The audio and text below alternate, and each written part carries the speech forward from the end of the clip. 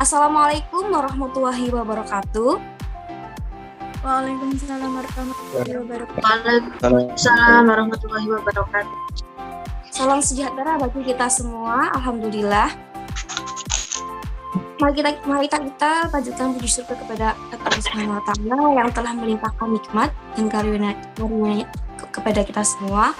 Salawat serta salam mari kita curahkan kepada Nabi Muhammad SAW sehingga kita dapat berkumpul bersama-sama secara daring dalam acara kajian Cangkuran Ekonomi Kemasyarakatan Jilid 1 dengan tema peran strategi keuangan syariah dan era nasional teknologi.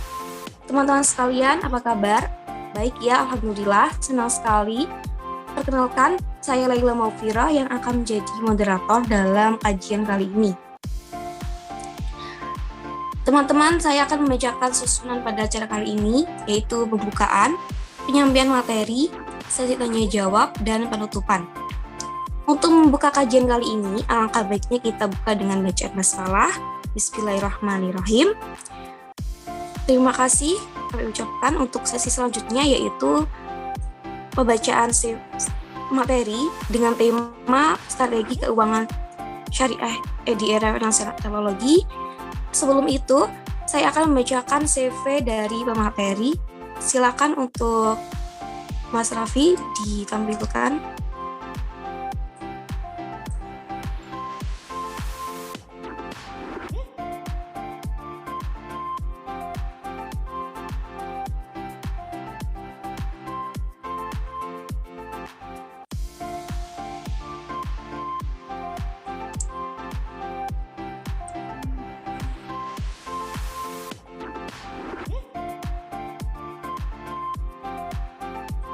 Baik. Oke. Nama Dr. Leo Indra Wahana, MSc CFP, nomor telepon 082 211 850 019, email leowardana@ugm.ac.id, Asisten Professor of Banking and Finance Universitas Gadjah Mada, dan Head Economic of Business Department National School Universitas Gadjah Mada, dan Professional Certificate Financial Planner.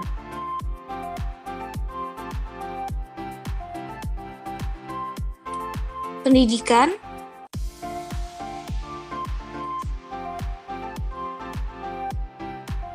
sarjana manajemen jurusan keuangan Fakultas Ekonomika dan Bisnis Universitas Gadjah Mada, dan Master of Science dalam Manajemen jurusan Keuangan Fakultas Ekonomika dan Bisnis Universitas Gadjah Mada, dan di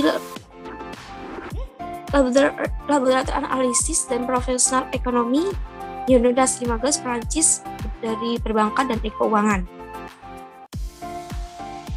dan profesional atau keanggotaan Sertifikat Financial Planner dan Asosiasi Keuangan Indonesia.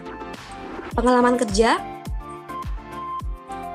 sebagai asisten peneliti dan dosen keuangan Universitas Gadjah Mada, peneliti dan pengajar di Laboratorium Analis dan Profesi Ekonomi Universitas 15 Prancis,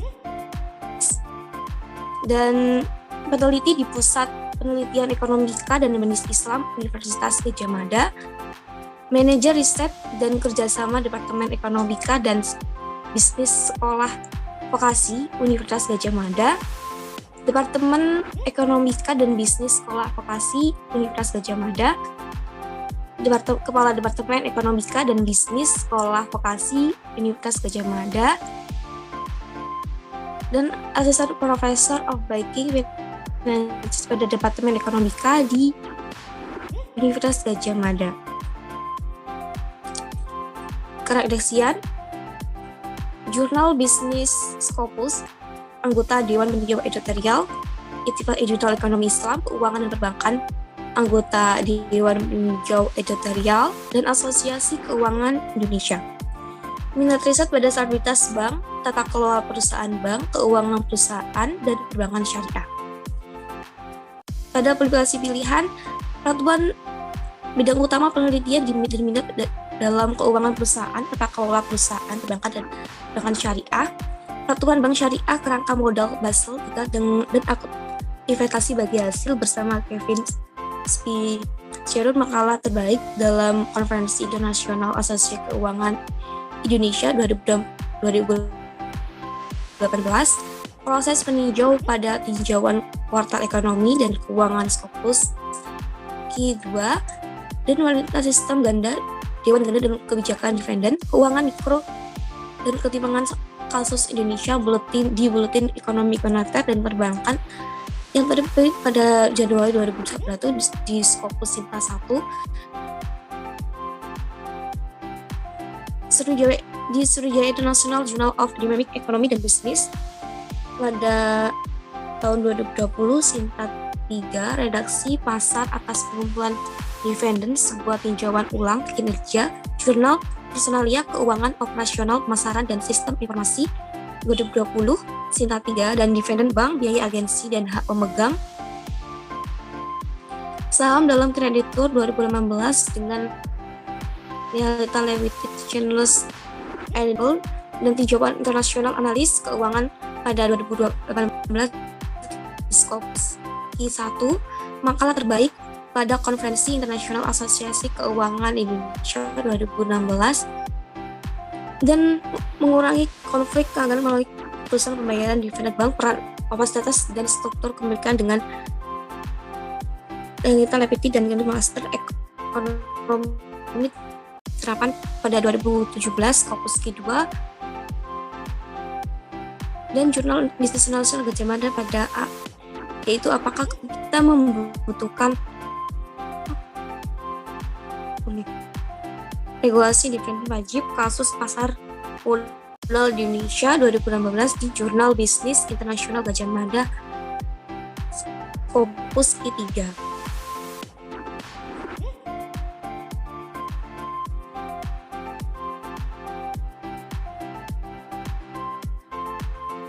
Baik teman-teman, sebelum Bapak Leo menyampaikan materi, dibawa untuk mengaktifkan kamera sekaligus mengaktifkan mikrofon demi kelancaran diskusi kali ini. Dan juga teman-teman bisa mencatat atau inti dari penyampaian materi untuk bisa digunakan sebagai bahan pertanyaan untuk sesi tanya jawab nanti. Nah, untuk Bapak Leo, kami persilahkan untuk menyampaikan materinya. Baik, terima kasih Mbak Laila. Oke, mungkin ini ya, saya share screen sendiri aja ya. Baik Bapak, silakan. Sepertinya nggak, tapi masih di ini ya, masih di disable ya. Mungkin bisa dikasih peran co-host saya biar bisa share screen.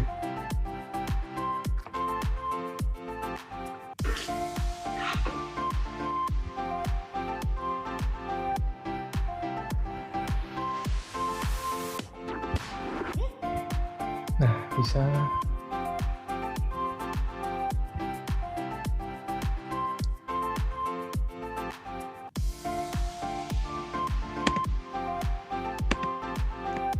Sudah terlihat? Bisa Bapak. Oke, ya kita mulai ya. Bismillahirrahmanirrahim. Assalamualaikum warahmatullahi wabarakatuh. Selamat sore, teman-teman sekalian.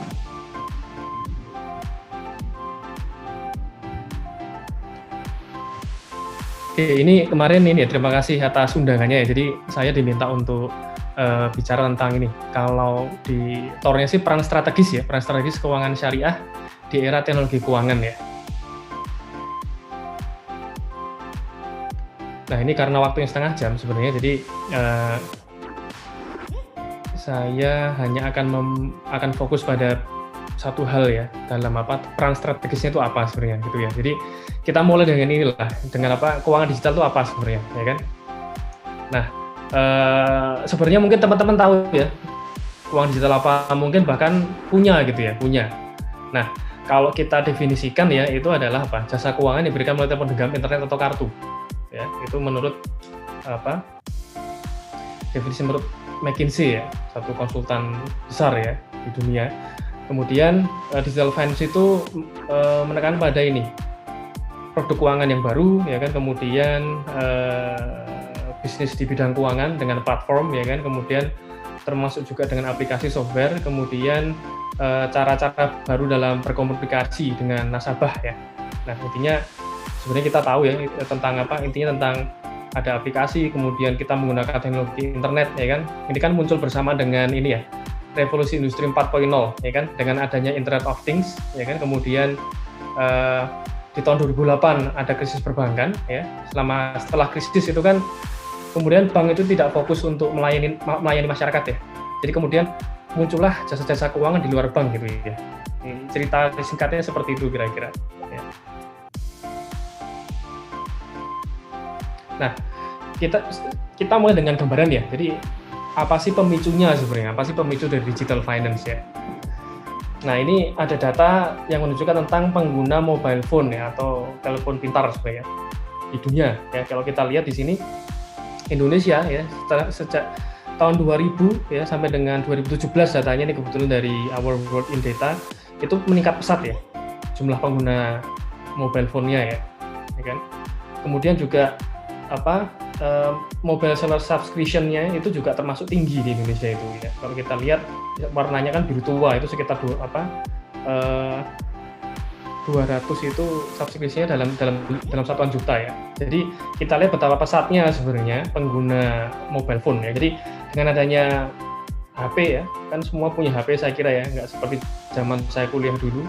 HP ya langka gitu ya, hanya yang kaya yang punya, kemudian cuma bisa SMS. Nah, sekarang ini disebut dengan smartphone gitu ya. Bahkan seringkali lebih smartphone-nya daripada orangnya kan gitu ya kira-kira. Nah, ini salah satu pemicunya sebenarnya. Kenapa kok kemudian ada digital finance ya? Karena akses ke internet. Nah, kalau zaman dulu internet itu kan di komputer gitu ya, komputer kotak besar gitu kan. Nah, sekarang internet itu bisa diakses di mana saja, kapan saja, dan praktis. Karena apa? Di dalam genggaman gitu. Kalau bahasa Jawanya ini kan dari Surabaya, saya kira ngerti bahasa Jawa ya. Kantongable gitu ya, bisa dikantongin istilahnya ya. Jadi dalam genggaman internet itu. Jadi salah satu pemicunya sebenarnya itu. Jadi kita lihat dari berbagai negara itu sangat pesat perkembangannya ya.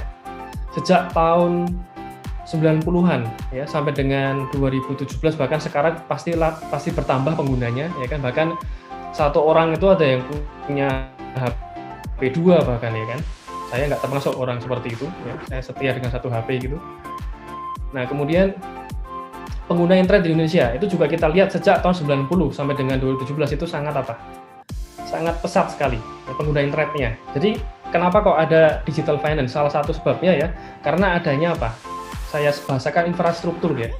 HP ya, smartphone yang bisa mengakses internet. Oke, jadi walaupun nampak pesat perkembangannya, tapi ternyata dari seluruh penduduk itu baru 30-an% ya. Tapi kalau sekarang saya yakin angka itu sudah meningkat ya.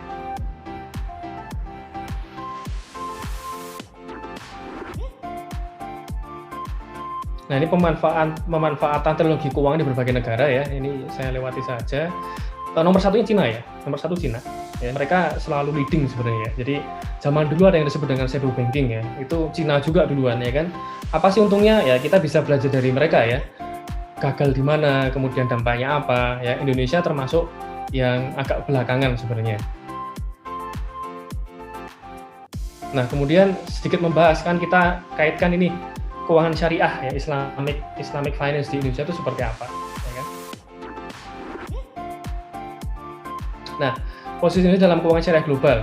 Nah, ini tahun 2019 ya, total aset keuangan syariah itu 99,2 miliar ya. Nah, kalau kita lihat di sini ya, kita bandingkan dengan negara yang lain ya, itu kita termasuk nomor 7 ya. Nomor 7, termasuk besar 10 besar ya. Ini kita nomor 7 ya, walaupun tidak sebesar Iran ya. Kalau Iran itu kan dia full ini ya, full 100% memang sistem keuangannya itu berbasisnya Islam ya. Ya ini kita nggak bicara isu sensitif Syiah Sunni, tapi ya dalam ranah akademik yang sistem keuangannya full Islamic finance atau Islamic economics itu adalah Iran sebenarnya. Nah, bahkan Saudi Arabia itu masih ada bank konvensional ya. Jadi salah satu tanda itu disebut dengan dual banking system ya, itu adalah ada bank konvensional di sana, dan Arab Saudi itu ada bank konvensional seperti di Indonesia. Nah, justru Iran itu tidak ada Iran itu full semua perbankan syariah ya. Nah, jadi kita cukup besar ya. Kalau kita lihat juga penduduk kita kan sangat berpotensi ya, jumlahnya besar sekali ya. Bisa dibilang mungkin sekarang nomor 2 ya, dengan populasi Muslim terbesar di dunia. Nomor 1 India. Ya. Kenapa India? Ya karena penduduk India kan lebih dari 1 miliar ya.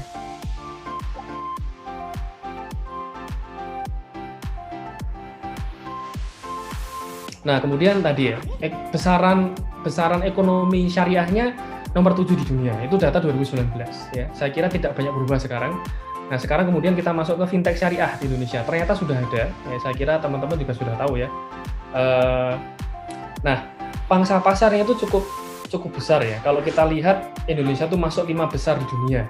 Ya, jadi total pangsa pasarnya ya. Nomor 1-nya Saudi Arabia, nomor 2 Iran, nomor 3 ada UAE, nomor 3 Malaysia.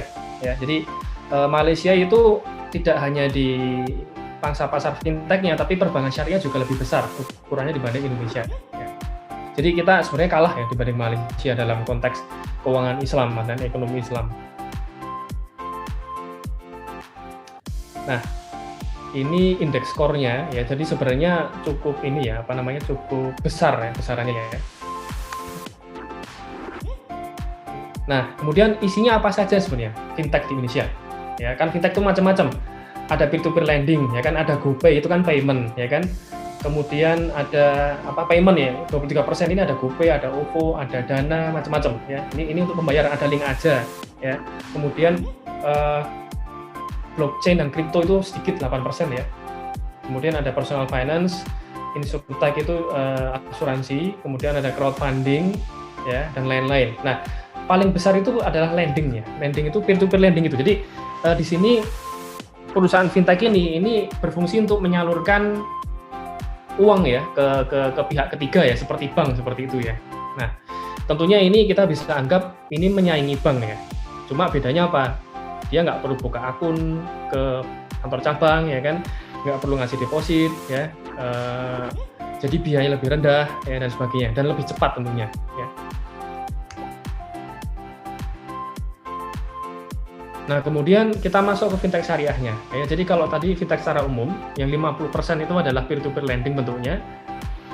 Terbesar pertamanya, terbesar kedua itu berupa payment ya, seperti OVO, GoPay tadi saya sebutkan di situ. Nah, kemudian bagaimana dengan fintech syariah? Ternyata fintech syariah itu termasuk sangat kecil ya jumlahnya ya. Kalau kita lihat peer-to-peer lendingnya itu hanya 7% ya. Dari total 149 itu ada 12. Ya, itu masih relatif kecil ya kalau kita lihat, karena hanya 7%.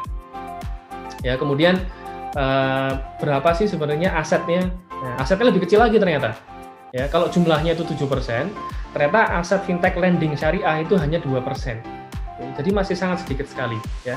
Dan arah temanya itu kan gini, peran strategis keuangan syariah ya dalam keuangan digital itu apa ya. Nah, ini saya bermaksud ngasih teman-teman gambaran ya tadi dari kenapa sih kemudian keuangan digital itu bisa muncul ya kan, karena adanya internet, adanya smartphone atau mobile phone ya kan, yang sebelumnya ada internet banking ya kan.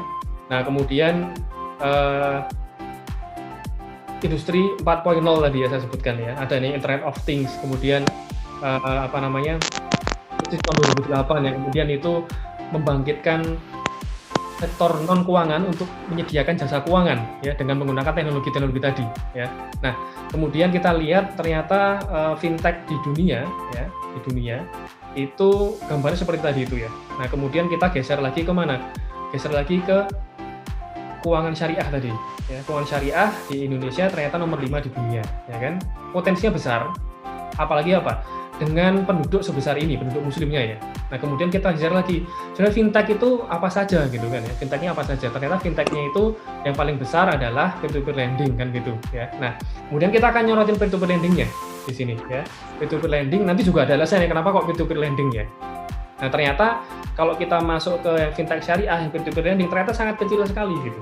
Ya, sangat-sangat kecil sekali. Oke, jadi ini teman-teman dapat gambarannya ya, kondisi realnya datanya seperti apa ya. Nah, ini beberapa fintech lending tadi ya. Ya, ini ada yang konven syariah, ada yang campur, mungkin ada yang full syariah gitu ya. Nah ini saya lewati saja. Ini beberapa produk fitur fintech syariah ya. Selain P2P lending yang paling banyak tadi, ada online seller, invoice financing syariah, Bian Haji, e-wallet, kemudian ada aktivitas perbankan digital ya.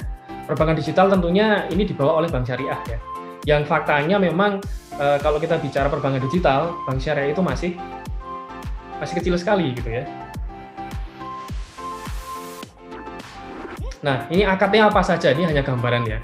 Ternyata sudah ada fatwanya ya, fatwa dari DSN ya, Dewan Syariah Nasional MUI nomor 117 ya tahun 2018. Jadi sudah diperbolehkan adanya fintech syariah ya. Ini merupakan suatu fakta lain ya. Ternyata di Indonesia yang bermazhab Syafi'iyah ya kan, yang cenderung strict dalam konteks transaksi keuangan muamalah ya, bukan ibadah ya. Itu ternyata sudah ada fatwanya dan diperbolehkan dengan berbagai akad ini ya. Oke.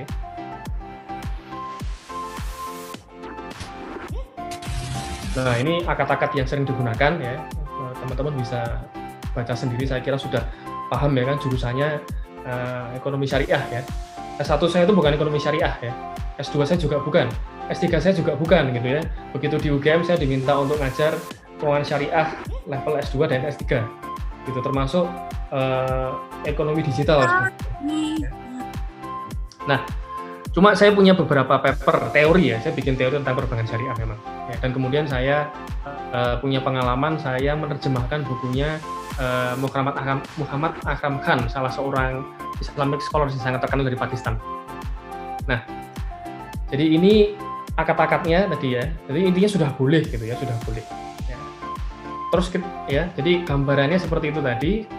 Di Indonesia ternyata sudah ada tadi ya. Kalau sudah ada pasti sudah boleh. Dan ternyata tadi fatwa MUI sudah ada juga sejak tahun 2018 ya. Ini salah satu Salah satu program untuk penguatan ekonomi syariah di Indonesia yang sekarang itu sudah gencar sekali ya, dipromot oleh pemerintah ya dan Bank Indonesia ya, dengan harapan dia bisa memberikan satu masalah untuk bangsa kita ya, masalah ekonomi terutama ya. Nah, nanti arah pembicaraan ini akan ke sana ya. Nah, tapi sebelumnya kita lihat pengguna fintech di Indonesia itu siapa sebenarnya ya. Nah, usianya ternyata paling banyak itu antara 19 sampai 34 tahun ya, yang kita sebut dengan kaum milenial ya kan. Kalau umurnya kurang dari 19 tahun itu kita sebut post milenial atau generasi Z ya. Nah, kemudian penyelenggaranya ya, ini domisilinya kebanyakan di Jakarta memang ya, tapi fenomenanya begini teman-teman, sudah banyak perusahaan-perusahaan fintech itu mulai pindah ke Jogja ya. Kenapa? Karena namanya juga perusahaan fintech ya, itu kan nggak perlu ya, dia nggak perlu punya headquarter atau kantor itu di Jakarta, nggak perlu. Mereka bisa cari daerah yang murah ya, yang mungkin juga biaya hidupnya murah tadi, kemudian enak suasananya seperti di Jogja ya. Ini salah satu, saya sepakat dengan itu ya, ngomong-ngomong itu salah satu alasan saya kenapa saya balik ke Jogja ya. Kalau enggak mungkin saya sudah bablas saja ya kerja di alma mater saya waktu S3 ya di Perancis. Tadi selalu memang ya susah di pronounce ya, karena itu bahasa Perancis ya, tapi nggak apa-apa, itu saya selalu maklum itu ya. Nah, jadi penggunanya sebagian besar memang anak-anak muda, tapi tidak menutup kemungkinan ya yang usianya 35 sampai 54 tahun itu juga ada ya. Oke, nanti saya akan cerita lebih banyak tentang ini ya. Saya teruskan dulu.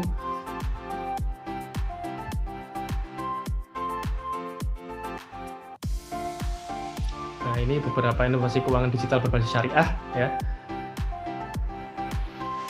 Nah, ini saya skip aja ya. Sebenarnya tujuan saya itu lebih menunjukkan gini. Sebenarnya bagaimana dengan perbankan syariah? Ya, kalau kita bicara keuangan digital, itu sebenarnya kita tidak lepas juga dari perbankan sebenarnya. Ya, karena bank itu dulu selalu leading inovator di bidang apa? Keuangan, teknologi keuangannya. Ya. Kalau kita bicara teknologi keuangan, kita bisa mulai dengan apa? ATM ya, nggak usah jauh-jauh ya. Jadi nggak perlu kita bicara yang kompleks, enggak. Sebenarnya ATM ya, kemudian transfer ya kan dan sebagainya, itu teknologi keuangan. Ya. Bahkan mobile banking ya. Nah, jadi saya mau tunjukkan di sini ya, bank itu punya peran besar sebenarnya di keuangan digital ya, karena bank itu punya modal yang besar sekali tentunya ya. Untuk membangun satu keuangan digital itu kan butuh modal besar ya. Kan logikanya gitu.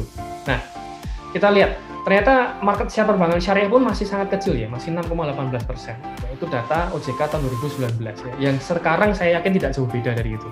Ya. Nah ternyata kecil juga ini ya. Jadi tadi fintech-nya kecil, ya kan? Kemudian banknya juga masih kecil. Ya.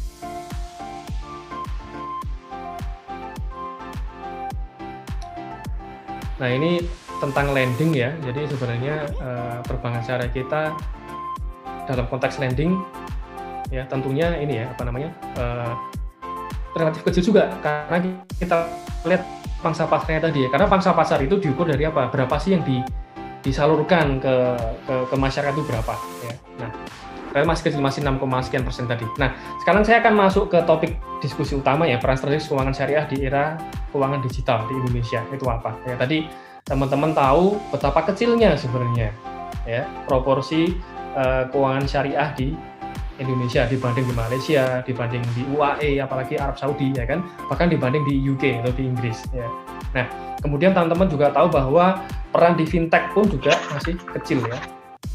Di bank saja masih kecil, apalagi di fintech ya. Jadi masih kecil sekali. Sementara kontrasnya apa? Sementara penduduk kita itu kan 80%-nya Muslim ya. Jadi 200 juta lebih sebenarnya. Ya. Jadi potensinya kan besar sekali. Nah, saya akan masuk di sini. Saya akan masuk ke masalah klasik dalam ekonomi yang belum terpecahkan sampai detik ini, apa kemiskinan. Kemiskinan itu selalu ada, ya kan? Nah, gimana sih sebenarnya konsep dasarnya yang begini ya? Masalahnya kemiskinan, ya kan? Kemudian apa yang bisa mengurangi atau menghilangkan bahkan ya, atau meminimalkan kemiskinan itu apa? Ya.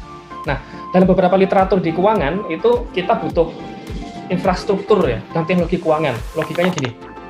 Jadi kalau akses ke pendanaan itu ada, maka masyarakat kecil ya kan itu bisa mendapatkan pendanaan ya, bisa memulai bisnis atau bisa mengembangkan bisnis ya kan, bisa mendapatkan pinjaman lalu kemudian dia bisa punya sepeda motor misalnya ya, dia bisa nabung, dia bisa investasi dan sebagainya. Ya, jadi yang saya garis bawahi di sini adalah apa? Infrastruktur dan teknologi keuangan itu ya arahnya adalah inklusi keuangan gitu ya. Inklusi keuangan. Jadi akses masyarakat pada pendanaan ya. Jadi akses untuk dapat pendanaan. Gampangannya adalah akses untuk dapat pinjaman duit dari bank misalnya atau institusi lembaga keuangan lainnya ya. Itu adalah apa? Inklusi keuangan. Nah, tujuannya tentu mengurangi kemiskinan ya. Nah, sekarang ini ada satu model lagi yang lain ya. Nah, ini tadi saya tambah ya di sini. Nah, terutama yang di tengah tadi ya, infrastruktur ya. Ya, solusinya itu bisa jadi dari mana? Sektor swasta sebenarnya. Misalnya fintech dan bank ya. Nah, kita lihat di sini ya. Apa sih faktor-faktor apa aja sih yang kemudian bisa mendorong inklusi keuangan tadi melalui keuangan digital ya. Nah, mungkin gambaran sebelumnya gini ceritanya. Kenapa ada istilah inklusi keuangan tadi ya? Karena memang masih banyak masyarakat yang tidak memiliki akses ke pendanaan. Banyak masyarakat yang tidak memiliki akses ke bank ya. Istilahnya itu unbankable ya, unbankable. Ya, di Indonesia masih banyak ya. Apalagi kalau kita bicara negara Afrika Barat misalnya ya. Saya punya rekan peneliti ya. Dia dari Burkina Faso. Burkina Faso itu satu negara di Afrika Barat ya. Kemudian ada satu dari Kenya ya. Nah, di sana itu untuk ke bank saja itu butuh waktu 4 jam. Ya, dari rumahnya itu. Jadi bayangkan akses ke banknya kan sangat jauh, ya kan?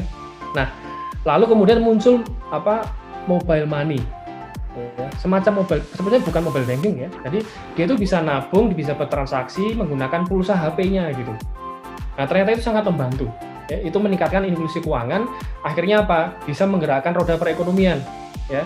Yang tadinya nggak ada akses ke bank, kemudian dengan adanya mobile money tadi dia bisa itu ya, dia bisa nabung, kemudian dia bisa mendapatkan modal dan sebagainya ya.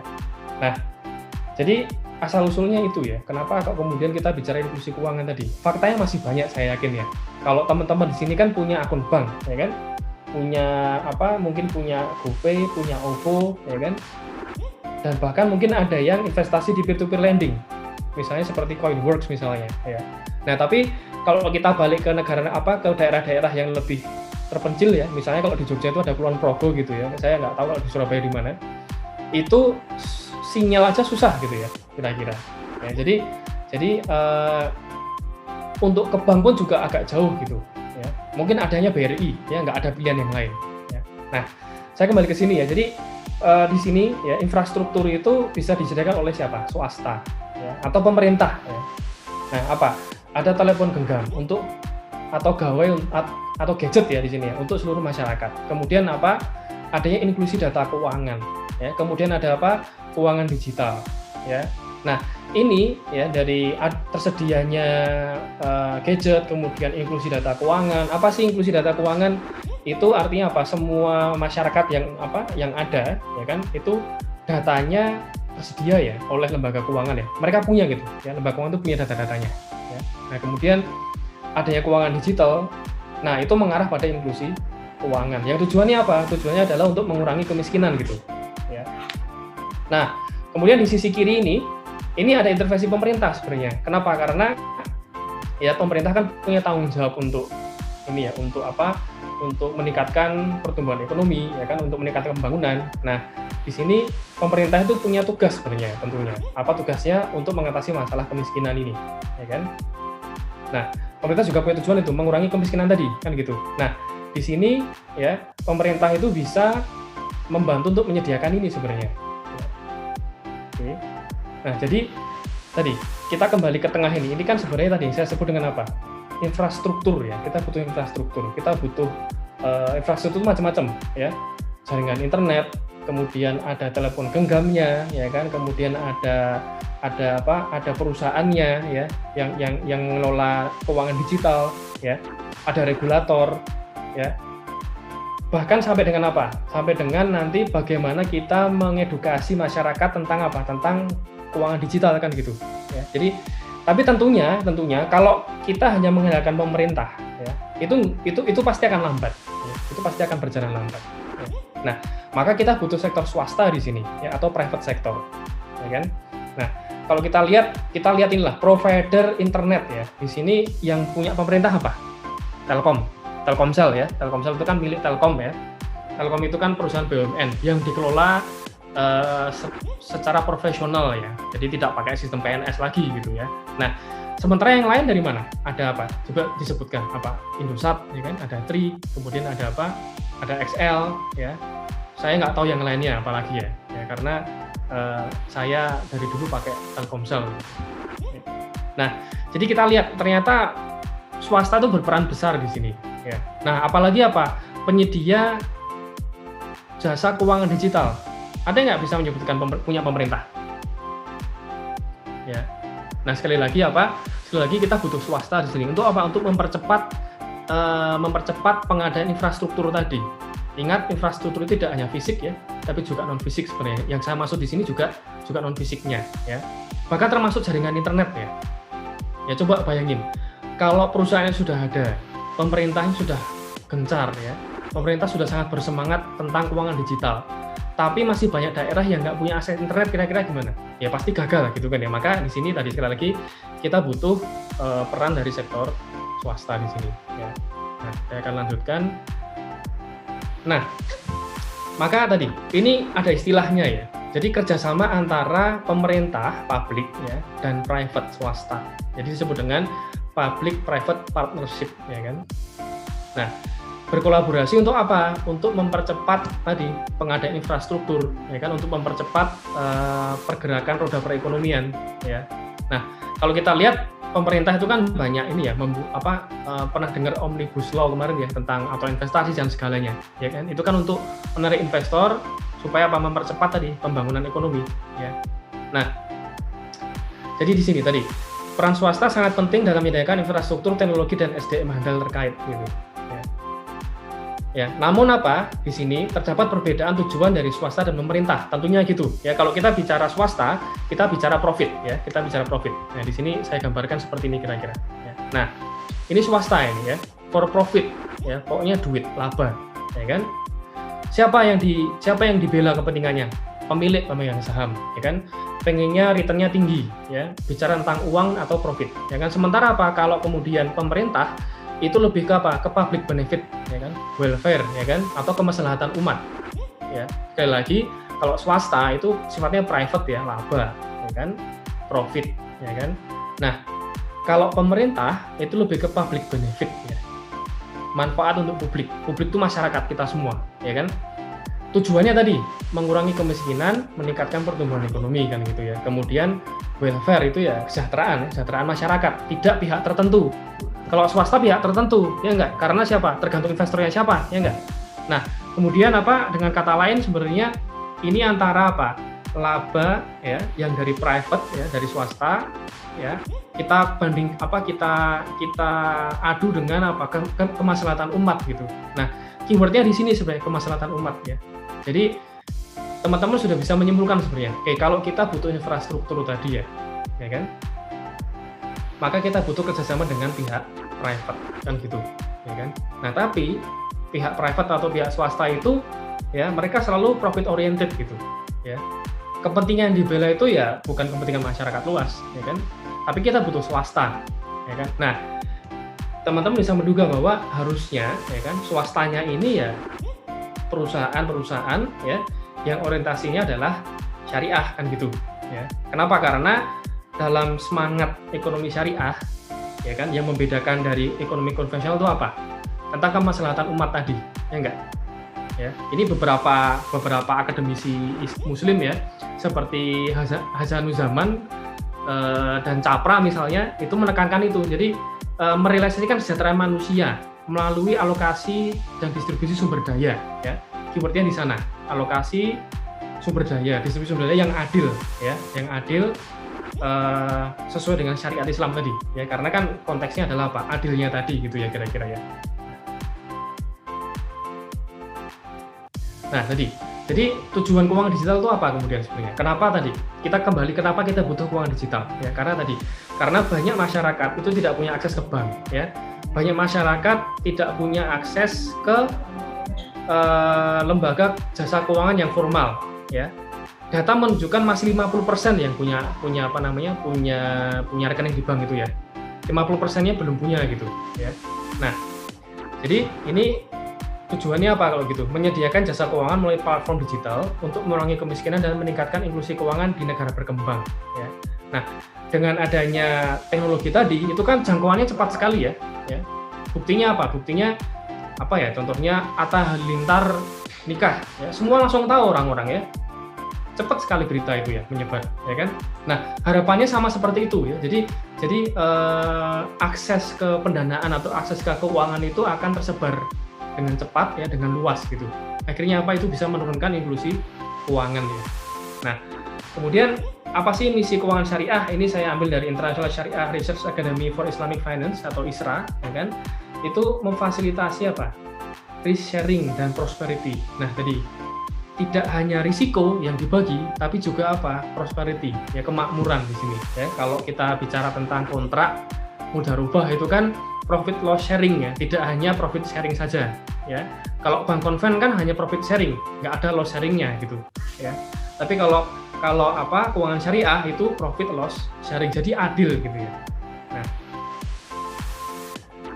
Nah tadi kemudian kembali tadi kan tujuannya adalah ini nih, tujuannya adalah menyediakan jasa keuangan melalui platform digital supaya apa? Bisa meningkatkan inklusi keuangan tadi, ya. Nah, tapi tadi kita butuh sektor swasta. Pemerintah nggak bisa sendiri di sini, ya.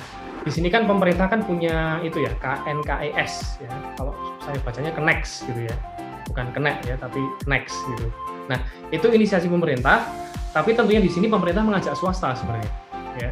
Tapi tadi swasta itu sekali lagi apa? Dia profit oriented. Ya. Jadi kita berharap ya dengan adanya berbagai bisnis yang punya spirit syariah ya, itu bisa lebih apa? Bisa lebih mengurangi private orientednya tadi ya, private benefitnya tadi. Ya, jadi kenapa? Karena bank syariah itu kan normatifnya kan seperti rumah sakit harusnya. Ya, rumah sakit itu kan tidak boleh hanya semata-mata mengajar profit, tapi apa?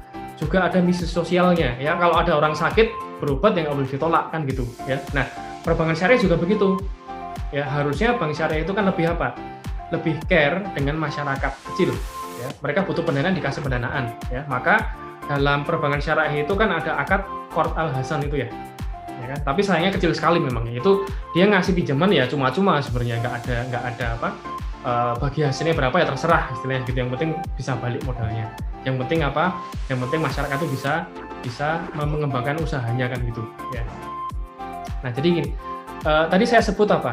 Adanya konflik keagenan tadi ya. Konfliknya apa? Konflik keagenan itu ada perbedaan tujuan. Jadi dua agen ini, pemerintah dan swasta, itu punya tujuan berbeda tadi. Akhirnya berkonflik kan. Kalau berkonflik ya nanti nggak efektif ya, nggak efisien dalam ekonomi.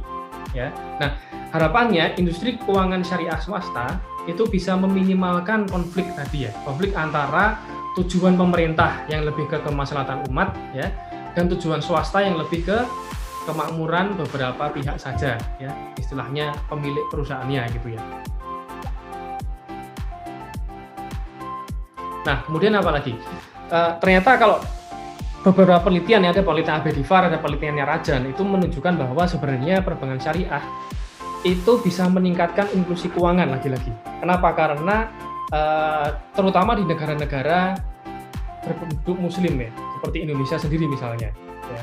Karena mungkin banyak masyarakat yang ragu dengan perbankan konvensional. Ini sebenarnya halal atau haram ya, itu riba atau bukan, kan banyak keraguan seperti itu ya.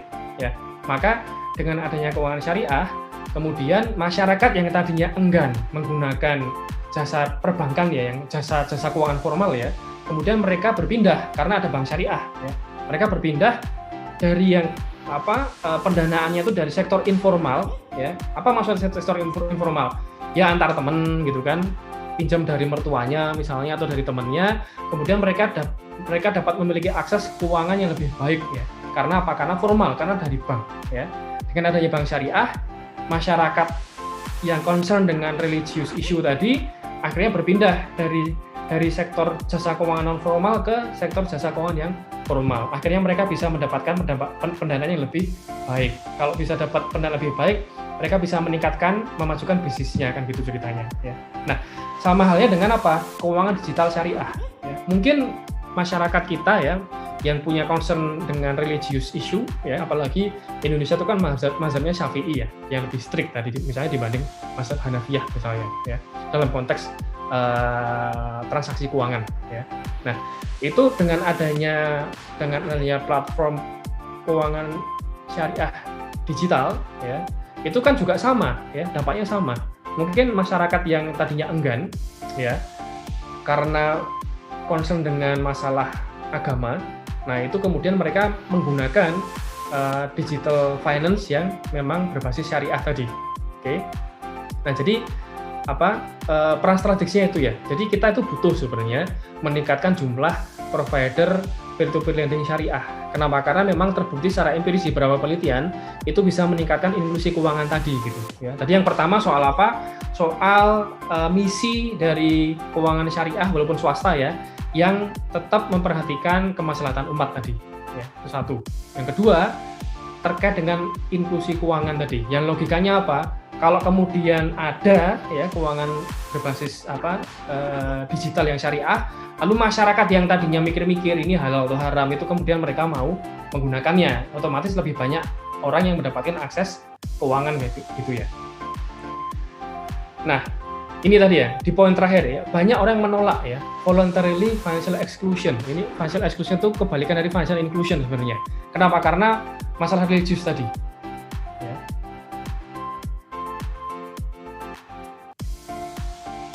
Oke, nah jadi sayang waktunya nggak banyak ya, jadi saya cuma menekankan tadi, apa sih peran strategis keuangan syariah ya, peran strategisnya tadi, dia bisa meminimalkan konflik keagenan. Yang dimaksud dengan konflik keagenan adalah perbedaan tujuan sektor swasta dan sektor pemerintah tadi ya, jadi bisa mengurangi profit oriented-nya sektor swasta ya. Harusnya kalau perusahaannya berbasis syariah ya, spiritnya syariah, harusnya kan nggak seperti itu gitu ya, jadi itu bisa lebih menyelaraskan gitu tujuan pemerintah dan tujuan swasta di sini ya. Swasta di sini adalah swasta yang berspirit syariah tadi ya.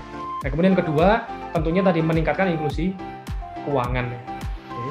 Nah, diskusinya itu, tapi di sini saya ada beberapa catatan sebenarnya mengenai keuangan digital itu apa sih sebenarnya, pros dan cons-nya itu apa kira-kira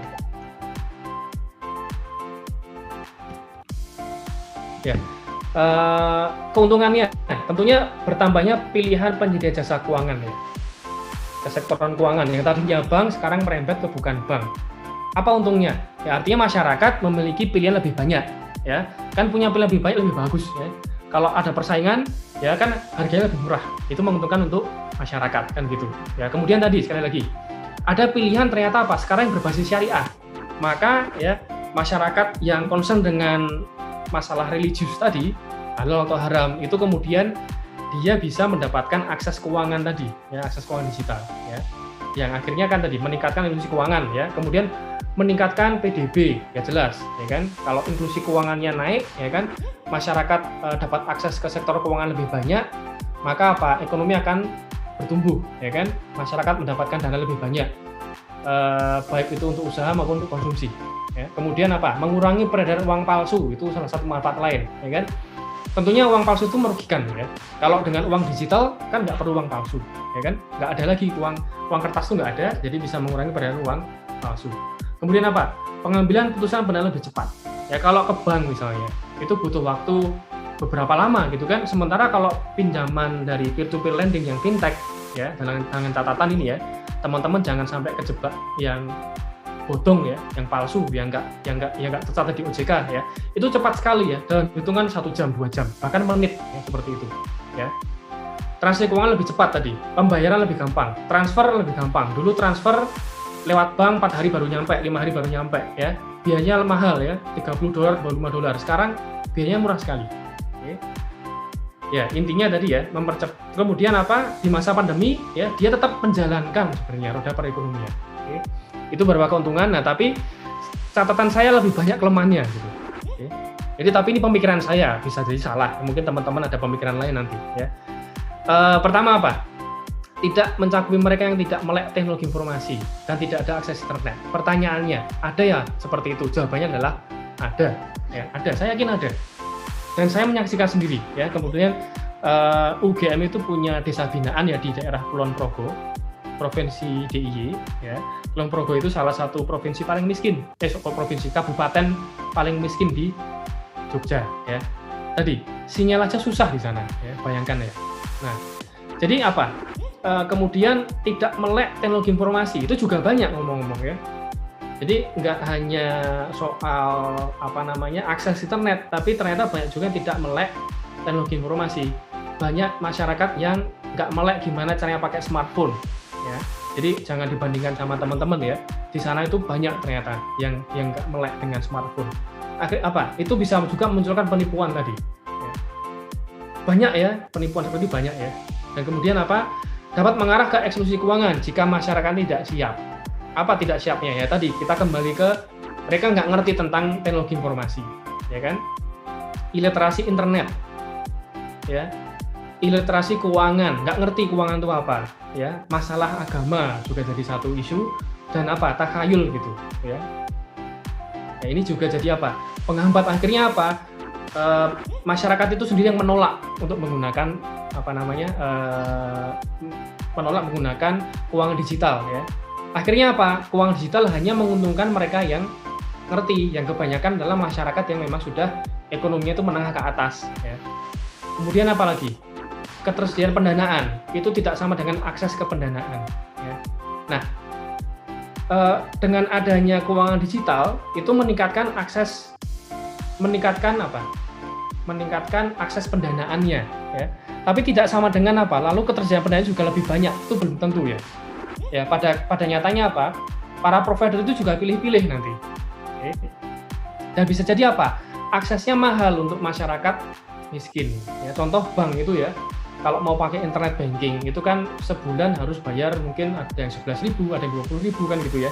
Nah, untuk masyarakat miskin ya, yang penghasilannya itu di bawah UMP misalnya, itu ya berat ya, harus bayar 11.000 per bulan itu ya, itu bisa dipakai buat makan 11.000, mungkin makannya bisa 2 hari. Ya. Nah, kemudian catatan lain, keamanan data, ya, adanya risiko serangan siber, ya kan, ada hacker dan sebagainya. Jadi akhirnya masalah kepercayaan. Ya. Terus ada risiko tidak terduga, ya, atau kita sebut yang terkenal dengan Black Swan ya di bukunya Nassim Nicholas Taleb ya. Dampak stabilitas keuangannya belum diketahui, ya, bahkan OJK sendiri ini kan OJK itu kan meregulasi ya. Ya, dia tidak bisa meregulasi dengan terlalu ketat, ya. Kenapa? Karena fintech ini punya potensi besar. Tapi di sisi lain, nggak ngerti ini tuh makhluk apa sebenarnya. Dampaknya ke stabilitas keuangan seperti apa, itu belum diketahui secara persis ya. Kemudian apa? Kausalitas dua arah inklusi keuangan dan keuangan digital. Ya, pertanyaan gini, sebenarnya itu keuangan digital yang meningkatkan inklusi keuangan, akhirnya meningkatkan akses pendanaan dan akhirnya mensejahterakan masyarakat, atau sebenarnya apa? Sebenarnya inklusi keuangannya dulu yang besar, yang tinggi, ya. Orang-orang tuh ngerti tentang pendanaan, baru kemudian keuangan digitalnya masuk ke sana. Nah, ini masih misteri juga sebenarnya, ya. Kalau yang terjadi adalah inklusi keuangan dulu baru keuangan digital, maka itu tidak bisa mencapai tujuan tadi. Tidak bisa mencapai tujuan keuangan digital yang harusnya bisa meningkatkan inklusi dan kesejahteraan masyarakat. Ya, kenapa? Karena ternyata keuangan digital itu hanya bisa dinikmati bagi mereka yang sudah ngerti, ya, tentang dapat pendanaan, yang sudah punya bank, ya. Contohnya gini, saya pernah diskusi dengan beberapa peneliti dari OJK, ya. Mereka mengatakan sebenarnya pengguna peer-to-peer lending, ya, fintech itu tuh orang-orang yang sudah punya akun di bank sebenarnya, ya. Itu sebagai alternatif pendanaan. Mereka dapat pendanaan dari bank, tapi mereka juga pinjam dari apa? Dari fintech, gitu. Kenapa? Karena cash-nya cepat, ya. Misalnya kan pengusaha itu kan kadang-kadang butuh cash, ya. Dia nggak punya cash, kalau pakai kartu kredit mungkin bunganya terlalu mahal, atau bahkan dia nggak punya kartu kredit, ya kan? Terus apa? Kemudian dia pakai fintech tadi.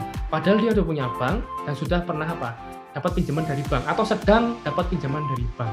Jadi tidak selalu ternyata yang menggunakan fintech itu yang unbankable tadi, yang nggak selalu seperti itu. Jadi praktek di lapangnya itu masih sangat bervariasi, ya. Jadi itu beberapa catatan saya mengenai mengenai kekurangan atau risiko keuangan digital, ya. Oke. Nah, saya kira itu, ya, karena waktunya memang sebenarnya hanya 30 menit. Ini saya tadi agak lebih, ya.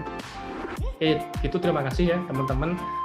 Semoga yang sedikit ini bermanfaat, ya. Kita bisa lanjut ke tanya jawab, ya, supaya lebih dalam gitu. Baik, terima kasih saya ucapkan kepada Bapak Leo yang telah memberikan materi. Untuk teman-teman sekalian, selanjutnya yaitu sesi tanya jawab. Untuk teman-teman yang ingin bertanya, silahkan untuk mengaktifkan mikrofon dan videonya, atau bisa di chat di kolom chat. Kami buka 4 pertanyaan. Jika masih ada waktu, akan dilanjutkan untuk sesi yang kedua.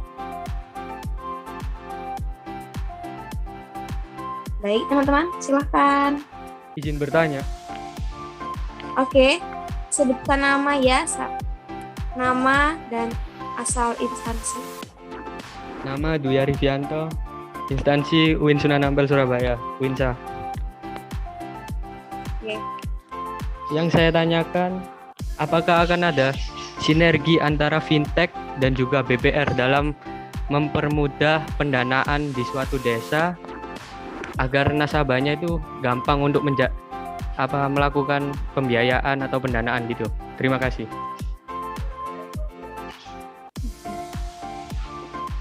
Untuk Bapak Leo, mau ditampung terlebih dahulu atau langsung dijawab? Oh, silakan. Saya manut aja. Kalau masih ada bisa ditampung, ya. Atau kalau belum, ya dijawab. Mungkin ada yang baru mikir nanya gitu. Oke. Teman-teman, ada yang mau bertanya lagi? Saya izin bertanya. Oke.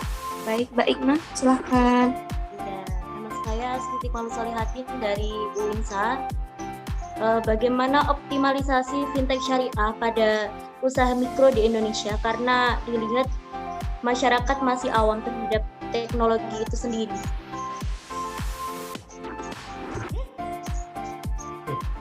Pasti. Mungkin masih ada lagi, ya. Ya, ini silahkan feel free untuk tanya, ya. Saya kira sebenarnya dari sisi usia kita nggak jauh-jauh banget gitu, ya. Bercandanya gitu kira-kira. Saya masih milenial ini, ya. Dan tadi kan sedikit materinya tuh, jadi harapannya sih bisa digali ini dengan tanya jawab tadi, ya. Masih ada? Atau saya jawab dulu yang dua ini? Baik. Ya. Oke, Teman-teman, mungkin ada yang mau ditanyakan lagi? Teman-teman yang lain?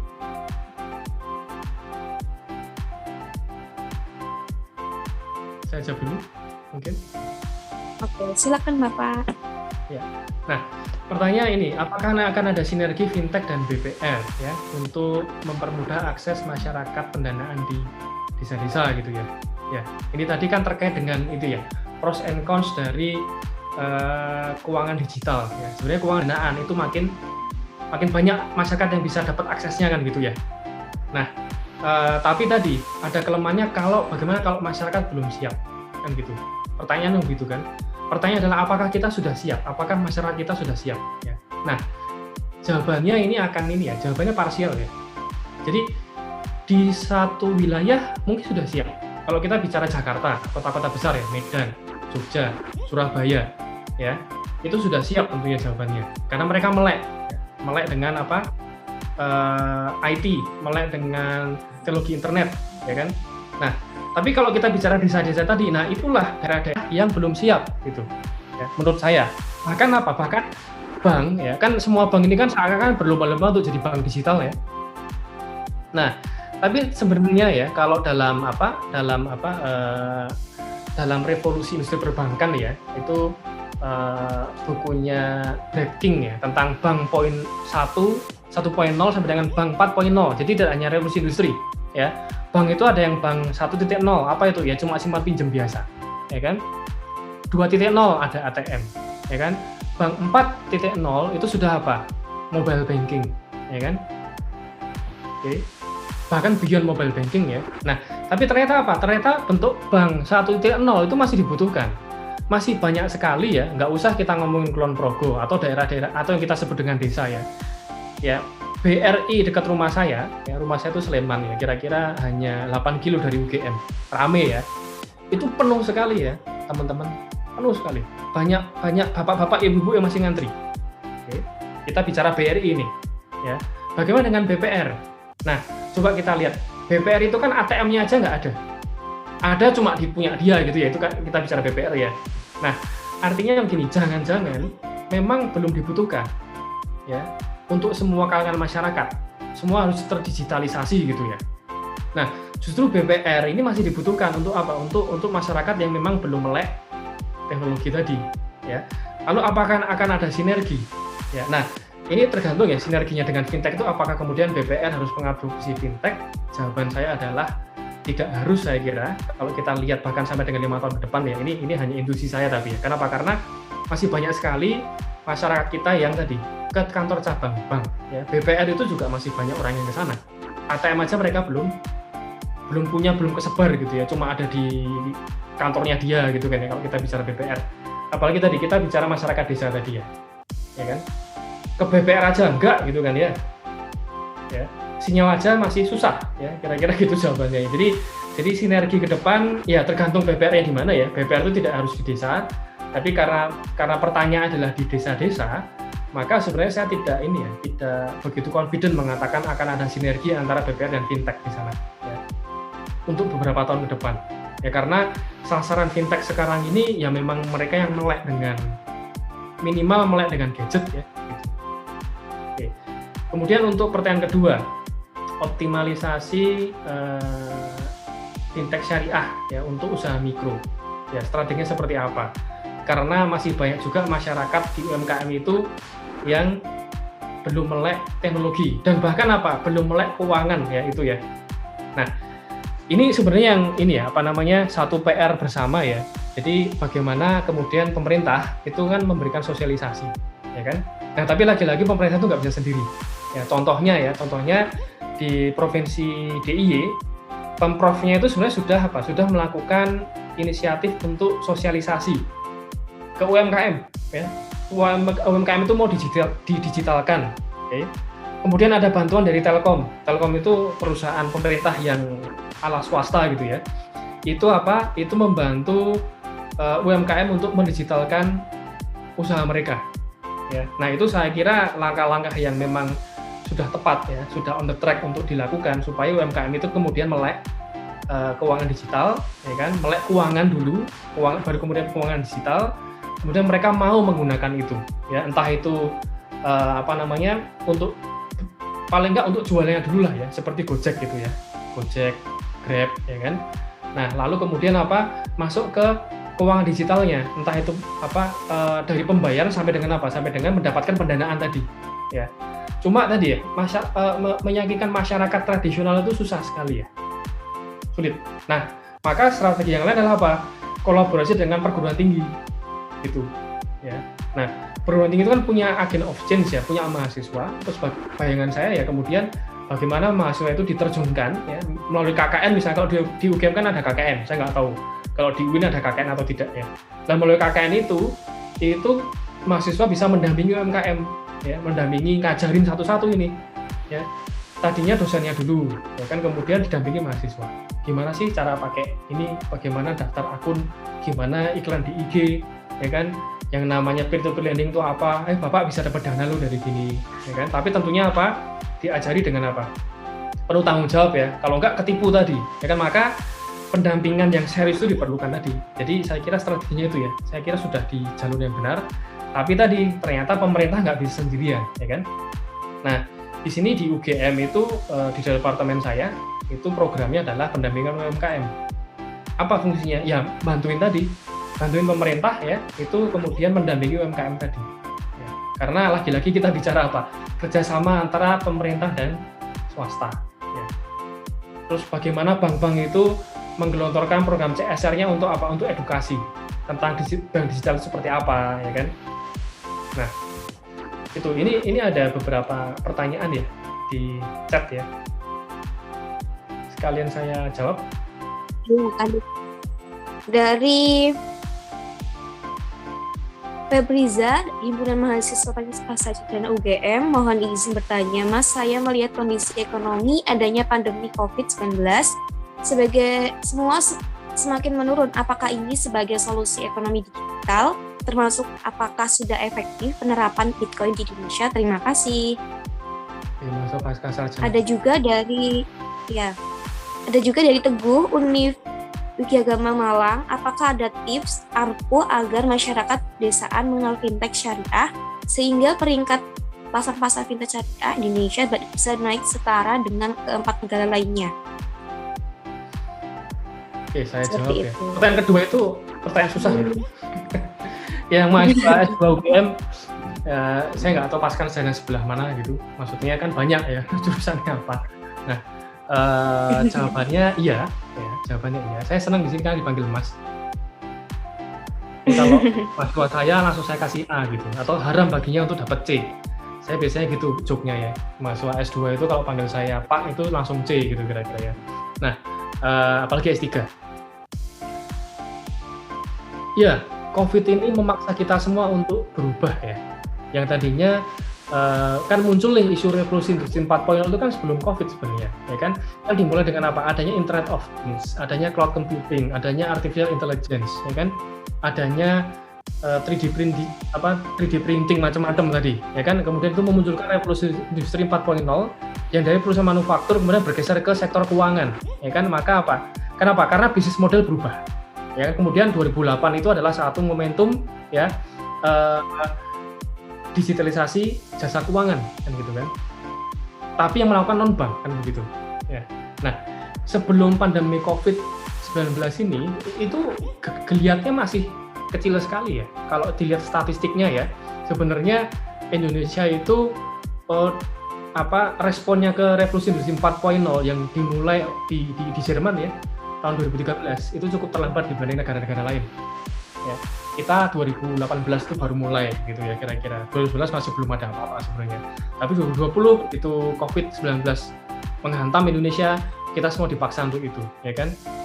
Jadi ya momentumnya ini memang saya kira. Jadi di satu sisi ini adalah pandemi ya, tentunya banyak hal-hal yang tidak kita inginkan ya. Tapi di sisi lain itu juga satu sejarah ya, kita menyaksikan sejarah. Kita dipaksa untuk bergerak ke sana gitu. Mau nggak mau harus ke sana gitu. Kemudian kita barulah merasa manfaatnya kan gitu ya. Nah, yang kedua, penerapan Bitcoin apakah itu efektif? Nah, sekarang kita definisikan dulu alat pembayaran itu apa. Ya kan? Salah satu ciri dari alat pembayaran adalah apa? Nilainya stabil. Gitu kan? Nah, kita lihat volatilitas pergerakan harga Bitcoin. Belum pernah stabil ya. Jadi volatile sekali gitu. Artinya apa? Dia tidak masuk syarat sebagai alat pembayaran. Ya ini saya hanya pakai teori saja ya. Kan salah satu syarat untuk bisa dikatakan sebagai alat pembayaran itu nilainya stabil. Coba bayangkan begini. Hari ini harga kopi itu setengah Bitcoin misalnya ya. 2 hari lagi sudah ganti. Harganya jadi apa? Karena Bitcoin nilainya yang kemudian melonjak, ya kan? Harga kopi jadi 0,0035 Bitcoin. Akan bingung. Ya enggak? Masyarakat itu kemudian nggak bisa dengan cepat mengejar harga itu. Ya. Itu pertama. Yang kedua, Bank Indonesia sendiri sudah menyampaikan wejangannya gitu ya, bahwa Bitcoin itu kalau dijadikan satu instrumen investasi itu high risk ya, risikonya sangat tinggi. Walaupun kemudian itu ditangkap oleh Bapepti, ya kan, dijadikan investasi di pasar komoditas, ya, tapi dengan peringatan Bank Indonesia tadi. Nah, kalau kita bicara high risk, artinya apa? Volatilitasnya kan tinggi ya. Kan risiko itu kan diukur dengan volatilitas sebenarnya. Makin tinggi volatilitas, makin berisiko dia. Ya, jadi menurut saya pribadi ya belum efektif ya. Kita harus menunggu sampai Bitcoin itu kemudian nilainya stabil. Ya. Kenapa susah stabil kemudian? Karena masih banyak spekulator di sana. Ya, kalau kita bicara konteks keuangan syariah, ya tentunya investasi itu halal, ya kan? Spekulasi itu tidak. Kenapa? Karena ada horor di sana, ada maisir di sana, kan gitu. Jadi saya nggak yakin Bitcoin itu sekarang itu kita bisa pakai Bitcoin. Nah, inisiasi Bank Sentral itu membuat mata uang digital sendiri. Tapi bukan Bitcoin. Nah, bedanya apa? Kalau Bitcoin itu kan decentralized ya kan? Nah, kalau keuangan digital itu sebenarnya centralized sama seperti uang kita sekarang itu, ya, cuma bedanya dia digital, gitu. Ya, jadi bedanya di sana. Cina sudah menginisiasi mata uang digitalnya, dan itu bukan Bitcoin memang. Dan sifatnya juga centralized, bukan decentralized, gitu. Ya. Nah, yang kedua, ini pertanyaan sangat sulit sebenarnya. Tips ampuh agar masyarakat bisa mengenal fintech syariah. Ya. Pengalaman saya, ya kan, saya melakukan pengabdian kepada masyarakat ya. Jadi UGM itu kan punya program pengabdian kepada masyarakat di mana-mana sebenarnya. Kebetulan saya melakukan itu di Kulon Progo tadi. Argumennya gampang ya. Nggak usah jauh-jauh lah kita coba bangun masyarakat, bangun perekonomian di daerah sekitar Jogja aja lah, dekat dengan UGM Kulon Progo tadi. Susah sekali ya ininya. Sosialisasinya susah sekali, ya. Reluctancy-nya, penolakannya itu besar, ya kan? Karena mereka nggak ngerti. Kita belum bicara soal yang syariah bahkan, ya. Kita bicara soal apa? Pengelolaan keuangan itu bagaimana, itu juga susah, ya. Tantangannya besar, ya. Jujur, saya nggak punya cara ampuh di sini. Pengalaman saya belum cukup untuk jawab pertanyaan kedua dari Mas Teguh ini ya, kira-kira. Ya, tadi intinya ya kita harus gencar melakukan itu, ya kan? Karena tadi kalau populasi itu belum siap menerima keuangan digital, maka keuangan digital itu hanya akan menguntungkan kalangan tertentu saja gitu. Akhirnya apa? Dia tidak dapat mencapai tujuannya tadi, tujuannya yang harusnya untuk kemaslahatan umat tadi. Kira-kira begitu jawaban dari saya. Monggo kalau masih ada yang mau ditanyakan atau mau menanggapi yang bertanya tadi.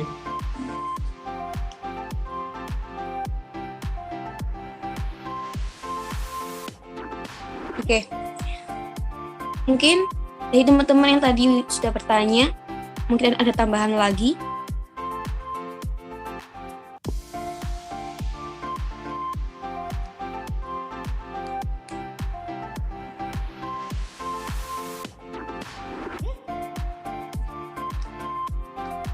Saya kira sudah gak ada pertanyaan atau tambahan lagi.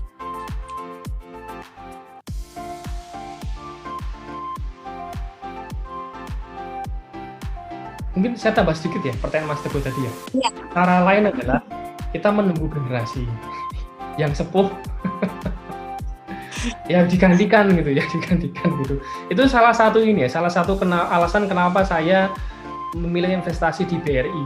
Ya, jadi saya punya investasi di saham. Tentu investasi bukan spekulasi tadi ya. Kalau spekulasi kan jangka pendek, investasi jangka panjang. Bedanya itu ya. Kenapa? Alasannya simpel sekali. BRI itu punya satelit, ya kan? Sementara masa depan kita adalah apa? Arus informasi, ya kan?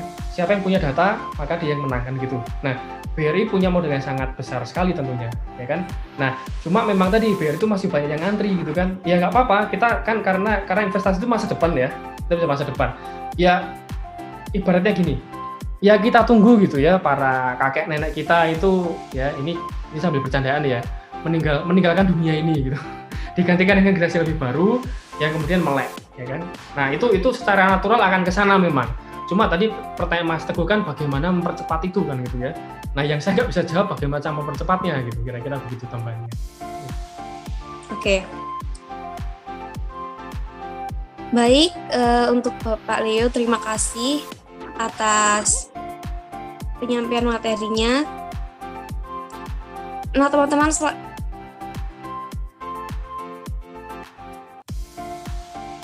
Oke.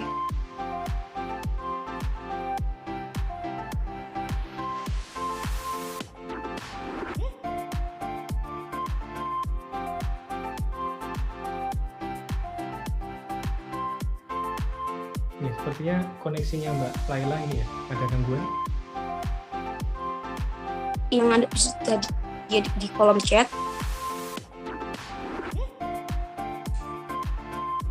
Sebelumnya nanti jangan dikuah dulu ya. Nanti ada sesi foto bersama.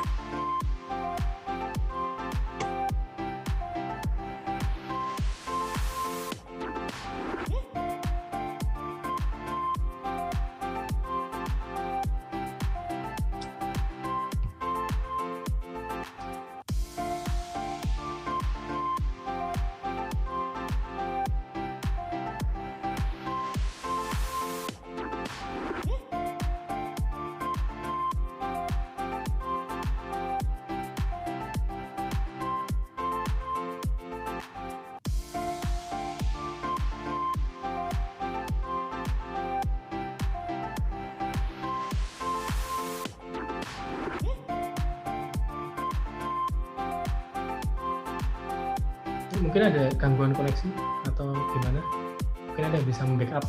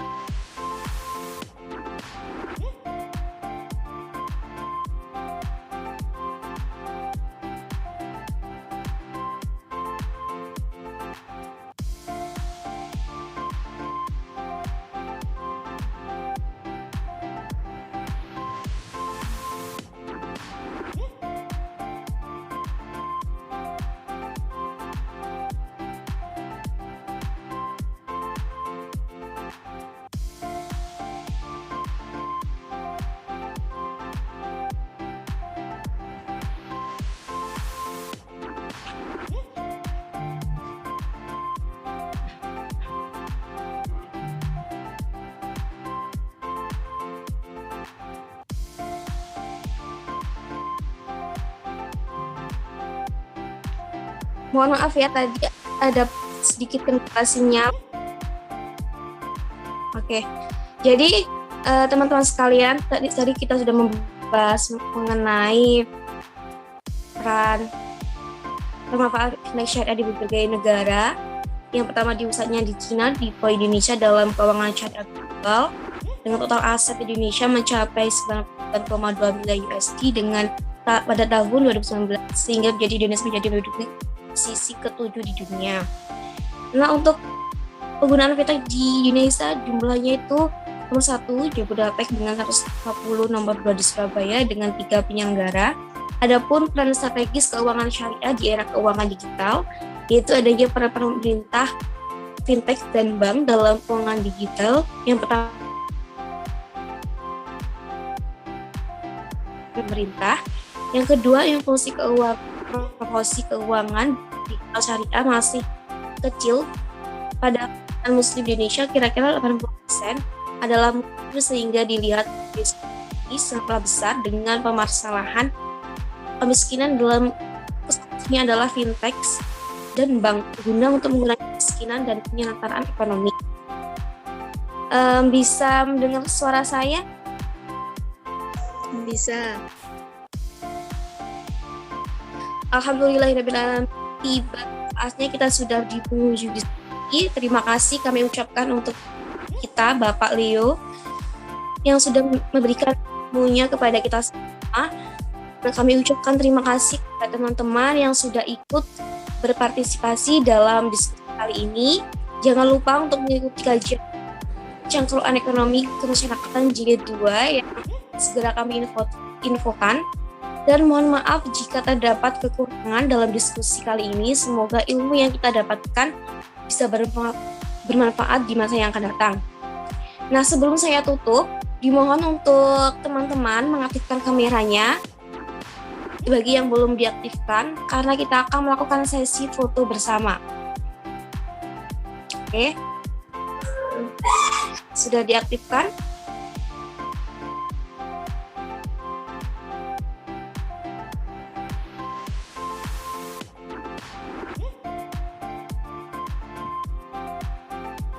Oke, bagi teman-teman, oke. Saya hitung ya. 1, 2, 3.